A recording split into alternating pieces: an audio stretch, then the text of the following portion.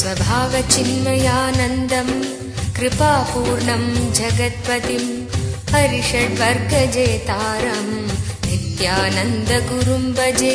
स्वभावचिन्मयानन्दं कृपापूर्णं जगत्पतिं हरिषड्वर्गजेतारं नित्यानन्दगुरुं भजे.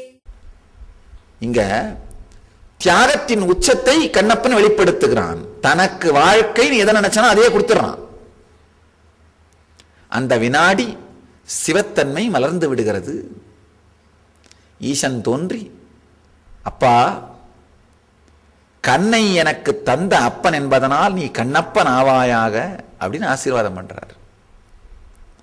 ரொம்ப அழகா சொல்றாரு ஈஸ்வரன், எனக்கு ஏற்கனவே இருந்ததே ஒன்றரை கண்ணு. ஏன்னா 3 கண்ணில் பாதி தேவிக்கு சொந்தம். இருந்ததே ஒன்றரை கண்ணு. இப்ப அதுலயும் 1 நீ கொடுத்ததா போனதுனால இப்ப எனக்கு வெறும் அரக்கண்ணு தான்பா இருக்கு அப்படிங்கிறாரு.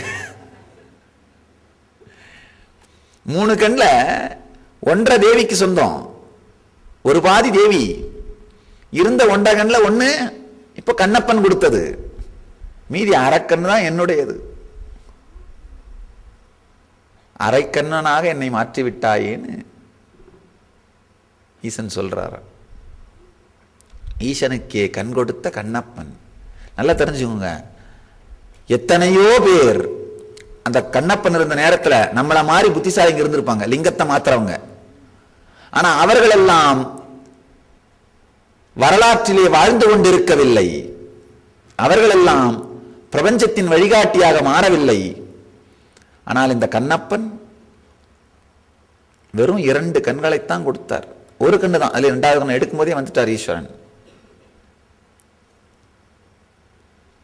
ஃபர்ஸ்ட் ஐ டொனேஷன் நடந்திருக்கு, கண்தானம் நடந்திருக்கு.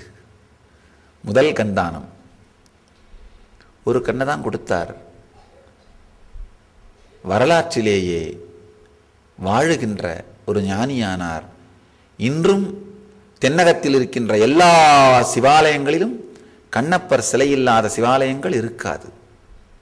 எல்லா சிவாலயங்களிலும் அவருடைய மூர்த்தி இருக்கும். நம்மள மாதிரி லிங்கத்தை மாத்திர ஆளுங்கள்லாம் என்ன, எத்தனை ஆயிரம் பேர் வந்துட்டாங்க போயிட்டார்கள், யாருக்கும் தெரியாது. செத்த பிறகு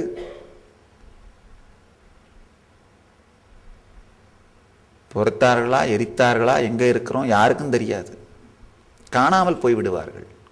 ஆனா கண்ணப்பன் மாதிரி ஒரு உணர்வு பெருக்கை, ஒரு தியாகத்தை வெளிப்படுத்தியவர்கள், வாழ்ந்து காட்டியவர்கள் அழிவதே இல்லை. காக்னிட்டிவ் ஷிஃப்ட் நடந்துருச்சு கண்ணப்பனுக்குள்ள. எதை நாம் சத்தியம் நினைக்கிறோமோ அதை அவன் அசத்தியம் என்று உணர்ந்தான். எதை அசத்தியம்னு நாம நினைக்கிறோமோ அதை சத்தியம்னு உணர்ந்தான்.